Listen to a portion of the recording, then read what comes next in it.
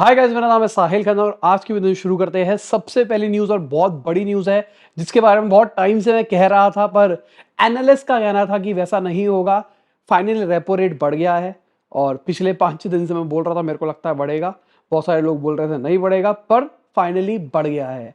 अभी गवर्नमेंट ने 0.5% बढ़ाया है, रेपो रेट को 5.9% पे पहुंच गया है। तीसरी बार किया है लगातार। तो रेपो रेट बढ़ाने का बहुत बड़ा लॉजिक ये है, इन्फ्लेशन को कंट्रोल करना, मार्केट में फंड्स को कम करना। तो गवर्नमेंट उसी के रास्ते के ऊपर जा रही है। साथ में गवर्नमेंट ने इंटरेस्ट रेट भी बढ़ाए हैं स्मॉल जो इन्वेस्टमेंट सेविंग स्कीम्स होती है उनके ऊपर। और क्यों बढ़ाए गए हैं? अगेन इन्फ्लेशन को कंट्रोल करने के लिए। अगर आपको इंटरेस्ट मिलेगा तो आप पैसा अपना कहीं पे इन्वेस्ट कर दोगे। अगर आप पैसा इन्वेस्ट कर दोगे, आपके पास पैसा होगा नहीं। अगर आपके पास पैसा होगा नहीं तो आप खर्च नहीं करोगे। अगर आप पैसा खर्च नहीं करोगे तो मार्केट में डिमांड क्रिएट नहीं होगी। मार्केट में डिमांड क्रिएट नहीं होगी तो प्राइस कम आ जाएगी, इन्फ्लेशन कम आ जाएगा। तो लॉजिक सारा का सारा उसी के अराउंड चल रहा है। गवर्नमेंट पूरी कोशिश कर रही है इन्फ्लेशन को कंट्रोल करने के लिए, पर साथ में एक और चीज है, गवर्नमेंट को ग्रोथ रेट भी बढ़ा के रखनी है। अगर मार्केट में डिमांड कम होगी, इन्फ्लेशन तो कम हो जाएगा, पर ग्रोथ रेट भी तो कम होगी ना। साथ में गवर्नमेंट ने अपने फाइनेंशियल ईयर 23 का प्लान बताया बोरोइंग का।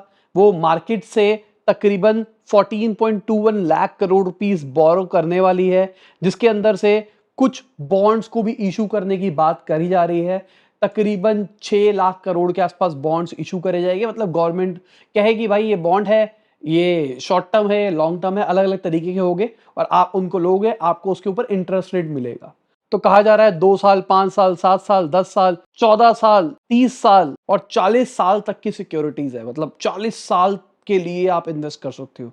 बहुत बड़ी इन्वेस्टमेंट हो सकती है। अगर पता नहीं कौन करता होगा 40 साल, मुझे नहीं समझ में आया। अगर गवर्नमेंट की इन सारी चीजों की बात करके चले तो इन सारी चीजों से मार्केट अच्छा रिस्पॉन्ड करी है। हमको मार्केट ऊपर की तरफ दिखाई दी है, जो कि ऐसा लग रहा था। मार्केट जब सुबह खुली थी तो मार्केट नीचे थी, लग रहा था कि भाई मार्केट अच्छा बिहेव नहीं करेगी, पर जैसी खबर आई मार्केट हमको बढ़ती हुई दिखाई दी। अगर हम अपनी करेंसी की बात करके चले तो करेंसी भी थोड़ी सी कंट्रोल्ड फॉर्म में हमको दिखाई दी। स्टार्टिंग में जब भी ये खबर निकल के आई थी तो हमारी करेंसी स्ट्रांग हुई थी कुछ टाइम के लिए। आप ग्राफ देखो, एकदम झटके से नीचे हुआ था, फिर उसके बाद फिर से यूएसडी ने रिकवर कर लिया। अब इसके ऊपर अगर मैं नितिन कामत जी की बात करके चलूं, जीरो धा वाले, तो उन्होंने बोला कि डरने वाली बात नहीं है। अगर 82 रुपीज डॉलर पहुंच भी जाए तो खाली हमारी करेंसी के ऊपर फर्क नहीं पड़ रहा, ग्लोबल पड़ रहा है। एक चार्ट दिखाता हूं मैं आपको। यहां पे अगर आप देखोगे तो इंडिया की करेंसी कोई बहुत ही ज्यादा डिप्रिशिएट नहीं करी है। आप यूरो का हाल देखो, आप ग्रेट ब्रिटेन पाउंड का हाल देखो, सबका हाल देखो, बहुत बुरा है। तो नितिन कामत जी ने एक बहुत इंपॉर्टेंट बात बोली। उन्होंने बोला कि अगर ऐसा ही चलता रहा, तो अगर इतना यूएसडी स्ट्रांग रहा तो यूएस के अंदर रहने वाली जो कंपनीज है, जो वहां पे काम कर रही है, जो एक्सपोर्ट कर रही है, उनको कहीं और मूव करना पड़ेगा। सिंपल सी बात, अगर आप यूएस से कोई सर्विस लेते हो, खासकर मैं अपनी बताऊं, मैं बहुत सारे SaaS सॉफ्टवेयर लेता हूं जो यूएसडी के अंदर आते हैं। तो पहले अगर वो सॉफ्टवेयर एक क्लाइंट के लिए 7,000 रुपए का पड़ता था, आज वो 8,000 रुपए का पड़ रहा है। एग्जाम्पल मैं आपको समझाने की कोशिश कर रहा हूँ। तो 8,000 रुपए का पड़ रहा है। इन्फ्लेशन इंडिया की करेंसी तो टूट रही है, तो अपने को बिना कुछ करे करे चीजें महंगी लग रही है। तो अगर मेरे पास में कोई और कंट्री का ऑल्टरनेटिव होगा जहां रिलेटिवली सस्ता है, तो वहां से ले लूंगा। अगर वो ग्रेट ब्रिटेन पाउंड वाला हो, अगर वो मतलब इंग्लैंड का हो, लंदन का हो कोई स्टार्टअप, मैं वहां से अगर सैस लेके बैठा होता और मुझे पाउंड के अंदर पैसा देना होता, तो हमारी करेंसी 10% करी है, उनकी 20% करी है, तो लॉजिकली मुझे 10% सस्ता ही पड़ता। पर ऐसा यूएस के साथ नहीं हो रहा है। वीडियो में आगे जाने से पहले प्लीज लाइक का बटन दबा दे, चैनल को कर दे सब्सक्राइब। मैं ऐसे ही बिजनेस व्यूज आपके लिए लाता रहता हूं। अगर हम जर्मनी के इन्फ्लेशन की बात करके चले तो वो डबल डिजिट छुआ है। ऐसा बहुत टाइम के बाद हुआ है। 10.9% के ऊपर पहुंच गया उनका इन्फ्लेशन रेट।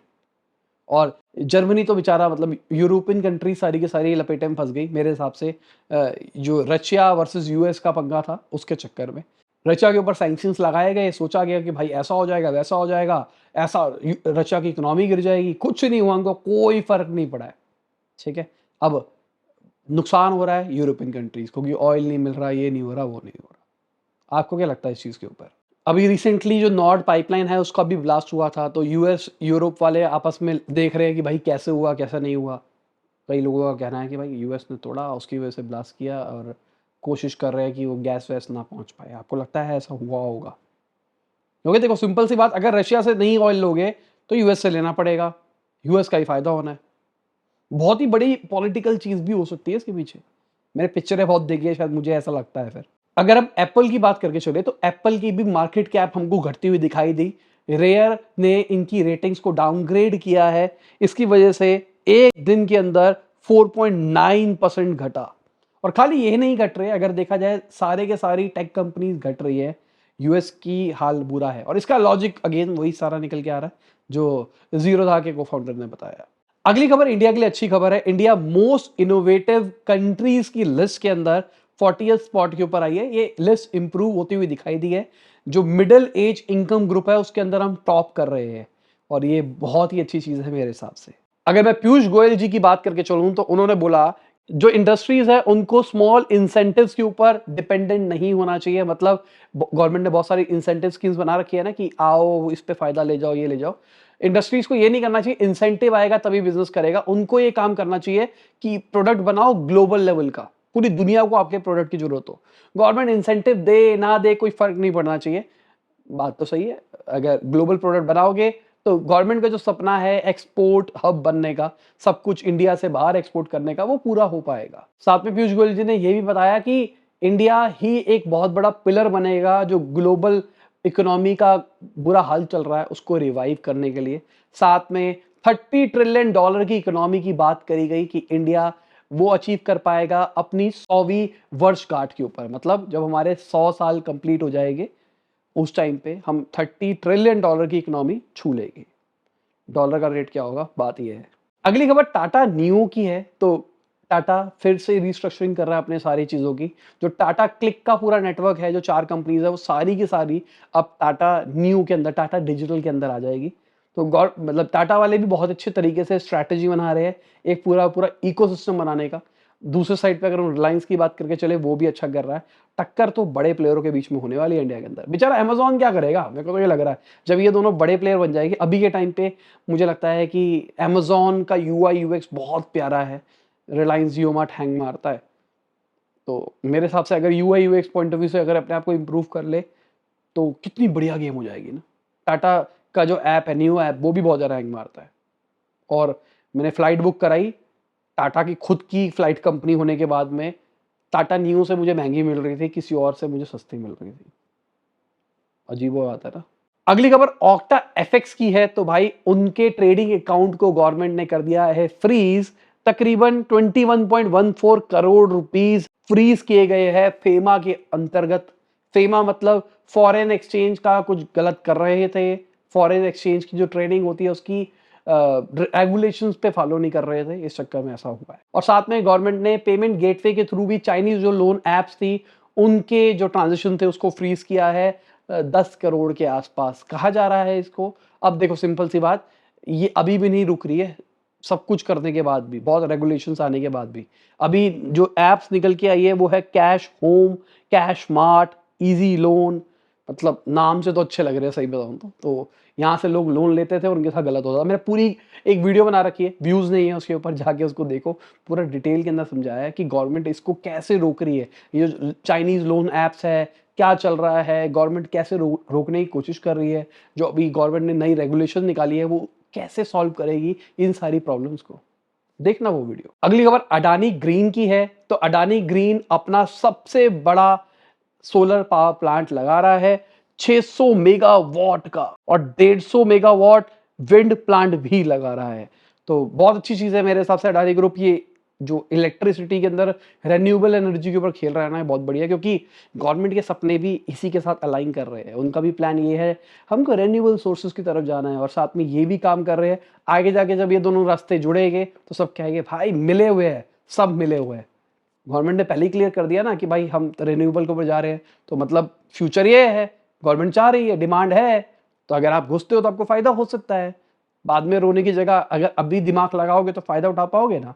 ये बड़े प्लेयर यही तो करते हैं, क्योंकि गवर्नमेंट की पॉलिसीज आज का मतलब आज नहीं होता। अगर वो कुछ प्लान करती है तो वो 6-7 साल पहले ही प्लान हो चुका होता है। अगली खबर डीसीजीआई की है। तो उन्होंने सीरम इंस्टीट्यूट के मलेरिया वैक्सीन के एक्सपोर्ट को अलाउ कर दिया है यूके के ऊपर। तो यूके के साथ में हमारा अभी नाता सही नहीं चल रहा है, टकरावे चल रहे हैं, मतलब लड़ाई झगड़े नहीं चल रहे हैं, ट्रेड वॉर चल रही है कि वो हम पे लगा रहे हैं ड्यूटीज, हम इन पे लगा रहे हैं। पहले उन्होंने स्टील के ऊपर कुछ किया, इंडिया वालों ने अपने हिसाब से कुछ प्रोडक्ट्स के ऊपर लगा दिया कि भाई तुम्हारी दारू आती है हम उस पर फाइन लगाए, मतलब उस पर टैक्स लगाएंगे। अब यहाँ से हमारी दवाई तो जा रही है। अगली खबर मार्क जकरबर्ग की है। तो उन्होंने बोला कि हम अपनी हायरिंग को पॉज कर रहे हैं, साथ में कंपनी रीस्ट्रक्चर करेंगे, बहुत सारे लोगों को निकाला जाएगा। इसका मतलब रीस्ट्रक्चरिंग का मतलब बहुत सारे लोगों को निकाला जाएगा और बहुत सारे लोगों को निकाल के वो अपनी कॉस्ट कटिंग करेगी। जो अनाप शनाप एक्सपेंसेस हो रहे हैं उसको रोका जाएगा। अब सिंपल सी बात, अभी अनाप शनाप एक्सपेंसेस मुझे भी समझ में नहीं आते सही बताऊं तो, पर जैसे अनअकैडमी ने अपना रिवील किया ना कि 200 करोड़ से 40-50 करोड़ तक वो ला सकते हैं अपने एक्सपेंसेस को, अनाप शनाप खर्चों को कम करके। हाँ भाई, ये तो बहुत बड़ी चीज है। और ये महीने की बात कर रहा हूँ, इतना महीने का खर्चा बहुत बड़ी बात होती है मेरे लिए तो। अगली खबर, टाइम्स ने इमर्जिंग लीडर्स की लिस्ट निकाली है। उसके अंदर आकाश अंबानी अकेले लौते इंडियन है जो इंडियन नेशनल है। बहुत बढ़िया बात है मेरे हिसाब से। फ्यूचर तो है, 30 साल की उम्र है, इस लिस्ट के अंदर वो आ गए हैं। और ठीक है, पापा काम कर रहे हैं, पर मुझे लगता है कि ये भी बहुत ब्राइट निकलेंगे। बाकी तो टाइम बताएगा क्या होगा क्या नहीं होगा। मुझे पता नहीं क्यों लगता है कि इन्होंने जो प्लानिंग करी है ना, सक्सेसर प्लानिंग करी है मुकेश अंबानी जी ने, बहुत बढ़िया करी है, मुझे ऐसा लगता है। बाकी तो टाइम बताएगा क्या हो रहा है क्या नहीं हो रहा है। जिन्होंने नहीं देखी रिलायंस वाली सीरीज देख लिया करो यार, मैं बार बार बोलता रहता हूँ क्योंकि बहुत मेहनत करी थी। कई लोगों ने जिन्होंने देख रखी होगी वो बोलते होंगे, बार बार बोलता रहता यार, क्योंकि मैंने उसमें बहुत मेहनत करी थी और उतने व्यूज़ नहीं आए। मुझे ऐसा लगता है कि उससे डिटेल चीज़ बन ही नहीं सकती थी। वो मेरा सबसे डिटेल्ड रिसर्च प्रोजेक्ट था आज तक का, पर उस पर उतने व्यूज़ नहीं आए जितनी मैंने मेहनत करी। तो इसलिए फिर उसके बाद से अगर देखा होगा किसी ने, मैंने केस स्टडीज इस लेवल की रिसर्च वाली वीडियोज ही छोड़ दी, क्योंकि वो मेरा बेस्ट था, उससे ऊपर मैं जा ही नहीं सकता। अगली खबर टीसीएस और बीएसएनएल की है। तो उनकी डील बहुत ही जल्दी क्लोज हो सकती है 4G लॉन्च के लिए। पूरा इंडिजीनियस नेटवर्क बनाया जा रहा है, तेजस नेटवर्क। कहा जा रहा है 16,000 करोड़ की ये डील होगी। तो ठीक है, गवर्नमेंट अगेन अपने प्रोडक्ट्स की तरफ आ रही है। इंडिजीनियस आप देखोगे ये सारी चीजें खबरों में, अगर कोई मेरे को बहुत टाइम से फॉलो कर रहा है न्यूज के अंदर तो देख रहा होगा, गवर्नमेंट अपना अपना अपना बहुत कुछ करने की कोशिश कर रही है कि मेक इन इंडिया, इंडिया से निकालते हैं, इंडिया में बनाते हैं, इंडिया के प्लेन बनाएंगे, इंडिया के शिप बनाएंगे, इंडिया के रॉकेट भेजेंगे, इंडिया का ये करेंगे। और इसी के साथ आज की न्यूज खत्म होती है। उम्मीद करता हूं आपको मजा आया होगा। लाइक कर देना, शेयर कर देना, कमेंट बताना वीडियो कैसी लगी। बाय, गुड नाइट, शबा खैर, खुदा हाफिज, गुड मॉर्निंग, आफ्टरनून, जब भी वीडियो देख रहे हैं।